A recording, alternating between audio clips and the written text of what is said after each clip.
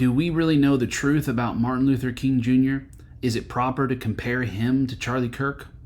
To put King and Kirk on the same footing is an erroneous thing to do. While Kirk actually lived out the values that he talked about publicly, Dr. King did not. We know that Dr. King was involved in orgies. He liked to sleep with prostitutes, and that according to his best friend, Ralph Abernathy, he even beat up a few women. While Charlie Kirk believed in the fundamental tenets of the Christian faith and the virgin birth, that Jesus resurrected from the dead, and the literal existence of heaven and hell, Dr. King didn't believe in any of those things according to his very own writings. We also know that there was a philosophical difference between the two men when it comes to Marxism. Now, while it is true that both men denounced Marxism in public, unlike King, Charlie never advocated for a redistribution of wealth, for social justice. These are things that King did advocate for. And so it's safe to say that when Kirk denounced Marxism, he was being honest and truthful, whereas when King denounced Marxism, he was being a deceptive liar. Finally, when King was assassinated in 1968, there were a flurry of riots that took place across the country, whereas it's now been a few days since Kirk's assassination, and we haven't seen any riots at all. This is a testament to the truth and conviction behind the words that Charlie Kirk spoke compared to the sophistry behind the words that Martin Luther King spoke. I would add that although Charlie Kirk and Dr. King were both heavily involved in the political realm, their approach to politics was also strikingly different. Charlie Kirk advocated for people to get right with Christ, for men to step up and be men, for women to be virtuous women of honor. He believed that the government has run amok and we must begin to roll back a lot of that overgrowth in order that we might get back to the true edicts of the Constitution. Whereas King believed that we should expand the role of government, that the government should have a foothold when it comes to things like housing, jobs, and wealth redistribution. The so-called ministers who have taken up the baton after King's passing are apostates, race hustlers, and opportunists. They thrive on race division and conflict. They anger their own people and keep them bitter and poor while they enrich themselves. Meanwhile, I see videos of young men in the aftermath of Charlie Kirk's death saying, I've never been to church before, but I feel inclined now to go to church because that's the kind of thing that Charlie Kirk talked about. I feel inclined to be a better husband, to be a better man, to be a better friend, because that's the kind of person that Charlie Kirk was. This is a testament to fruit. Charlie Kirk was a producer of good fruit, while Dr. King was a producer of bad fruit. None of this is to make light of Dr. King's death. Anytime somebody takes a bullet to the head or neck, it's a tragedy. And my hope for King was that he repented. But we know that the night before he was assassinated, he slept with two women and beat up another woman. And so it's hard to say, while Charlie Kirk took a bullet to the neck while educating college students on what is real versus what is false. Wow. That's incredible. That is just so refreshing to hear that kind of just blatant truth spoken, especially in regards to someone like MLK. You know, I've known some of the things that this guy just said in his video about Martin Luther King Jr. for a while, but you know, black people, let's just be real. Black people are a protected class, and this is a Marxism technique. This is a demonic technique. Is that when you want to seize power, you elevate the victim status of a minority group, and you use a twisted sort of justice agenda to raise them up. You use actually some issues of real justice to pervert justice in order to seize power. And I have to tell you, the more we find out about the civil rights movement and some of the leaders that were involved, the more we learn just how evil it was. You know, there were all these militant black Muslims that rose up during that time. One of the places where they established a foothold in America was in Chicago. So is it any wonder why Barack Obama ends up coming out of Chicago and he's Muslim? You know, that can all be traced back to the civil rights movement. And, you know, a lot of that was a demonic agenda, a demonic movement to destroy the West, which is, you know, when it comes to America, is built on Protestant Christianity. That's been our national identity from the beginning. But there's just been this demonic movement to destroy that foundation. And of course, like Jesus said, when a house is divided, it cannot stand. You know, if the foundation is removed, how ultimately can this American experiment continue? But I really like this guy, the point he made about fruit. Fruit matters. And Jesus talked about that in the Gospels. He said, it's my will that you have fruit and that your fruit remains, that your fruit be good. Even going back to Genesis, the things that God created, he said it is good. It is very good.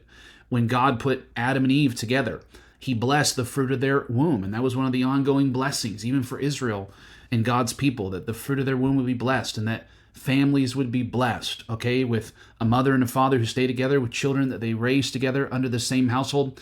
And when God brought Adam and Eve, for instance, together in holy matrimony and in monogamy, he said, it is good. It is very good. So the fruit of what God does and what God creates is good. It's very good. But just look at the fruit of what's been created by some of these groups, what's been created by the left, by radical, quote unquote, liberals, which is very illiberal, actually. Just look at the fruit. And, there's no denying that there's been terrible fruit that's come out of the civil rights movement, the civil rights era. I'm not saying it was all bad, but the enemy wants to, have just a little bit of truth in there so that the lie gets through.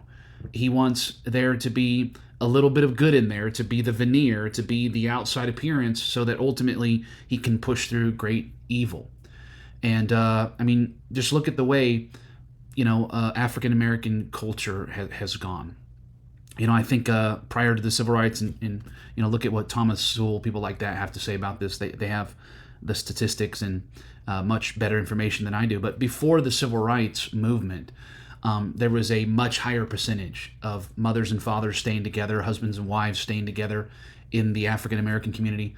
But in the civil rights era, Lyndon B. Johnson created this, what he called the War on Poverty, which was, it turns out, to be an attack against the African-American community, where he literally went door to door and offered women money from the government as long as there wasn't a man in the house. Now, it was under the guise and the veneer of, we're going to help out single mothers who are poor, but no, it was actually incentive, financial incentive to destroy the home, to split the home, to kick the man out. And I think today, upwards of 80% of African-American homes don't have a father at the home. And is it any wonder that young African-American men without a father are the greatest committers of violence today? That's on us. That's on us as a society. That's on our government to a degree. But it goes right along with the antichrist, anti-biblical agenda of the left to destroy the nuclear family, to destroy the institution of marriage, to push perverse, abominable sins like homosexuality and transgenderism, sins that literally got entire cities in biblical times destroyed due to the wrath and the justice of God. But you can't deny the fruit that's come from Dr. Martin Luther King in particular, and many of those civil rights leaders has been really, really bad. And you look at the race hustlers, these people that claim to carry forward the mantle of Martin Luther King Jr., they've done nothing to improve the African American community. They've done nothing to improve America. They've gotten rich, they've gotten wealthy, they're powerful, but they're race baiters, they're dividers, they're not uniters. And they definitely haven't even helped their, quote, own people, even though we're all supposed to be Americans. We're all supposed to be children of God here. But I just believe, saints, there's been a rolling back of cancel culture. That's one of the main reasons why violence has arisen on the left, is because we took cancel culture away from them. Elon Musk bought Twitter, changed it to X, and because of that, the other social media companies were forced to roll back some of their things that they were doing with cancel culture. So we took cancel culture from them, and they've been losing the battle. It's been going the other direction. There's more and more people coming to Christ. I mean, it seems like every podcast you listen to for years now, whether it's Joe Rogan or Jordan Peterson or just whatever, they're all talking about Jesus. They're all talking about the Lord. They're all talking about the Bible and God. And the leftists hate this. The leftists and the demons that they work with, they hate this. And that's why Charlie Kirk, I think, was so important for the enemy to take out, because he was one of the best at going right into the lion's den, right into campuses and colleges where young people were and winning them over, winning young people over with his wit and with just logic and rationale and with good arguments, but also with kindness, with being respectable, with practicing what he preached, with exemplifying and representing Jesus well. And I think in the last election, I think 13% of young people, the young vote, went to the right. And that was largely in part to people like Charlie Kirk. So the left has resorted to violence. They're lashing out more because they're getting more desperate because they're losing. And this is why we have to keep our foot on the pedal. We have to keep pushing the issue. We have to keep fighting for what we believe in. But I see more and more videos like this coming out in the future because there's been a rolling back of cancel culture. God is loosing our tongues. He's taking the shackles off of our mouths once again. And we need to continue to speak the truth, even when it's an inconvenient truth, even when it's offensive.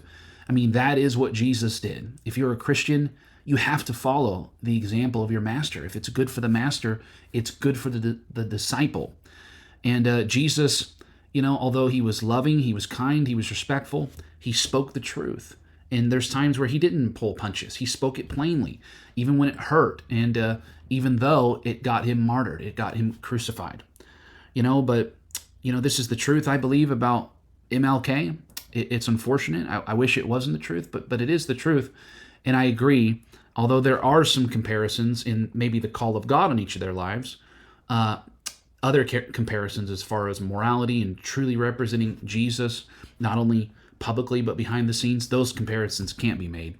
Man, I just believe Charlie Kirk was a better man. And, I can't deny, once again, the mantle that MLK carried. I can't deny his speaking ability and even some of his speeches that were made that were very, very powerful and I believe anointed. But someone can be anointed and be in sin. Someone can be you can be using their gift from God on a public stage and still doing horrendous things behind the scenes, and those things need to be called out. Okay, the truth needs to be known. And so anyways, I just found this video really refreshing. Let me know what you think. Leave me a comment and be sure to follow, like, and subscribe. God bless.